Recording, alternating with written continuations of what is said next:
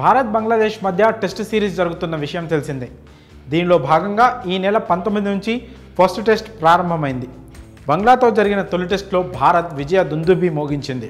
ఇక ఈ మ్యాచ్లో భారత్ తన రెండో ఇన్నింగ్స్ను 4 వికెట్లు నష్టపోయి 287 పరుగుల వద్ద డిక్లేర్ చేసి బంగ్లాదేశ్కు 515 పరుగుల భారీ లక్ష్యాన్ని అందించింది. బ్యాటింగ్లో తడబడిన బంగ్లా చేతులెత్తేసింది. దీంతో 280 పరుగుల తేడాతో భారత్ ఘన విజయం సాధించింది.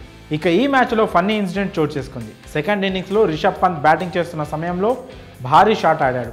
గాల్లోకి లేసిన బాల్ను షాంటో క్యాచ్ పడతారనుకున్నారు, కానీ అది కాస్త మిస్ అయి పంత్కు లైఫ్ దొరికింది. ఇక ఎలాగో పంత్ అవుట్ అవుతాడని భావించిన కేఎల్ రాహుల్ బ్యాటింగ్కు సిద్ధమయ్యాడు, కానీ ఆ క్యాచ్ మిస్ కావడంతో తిరిగి చైర్లో కూర్చున్నాడు.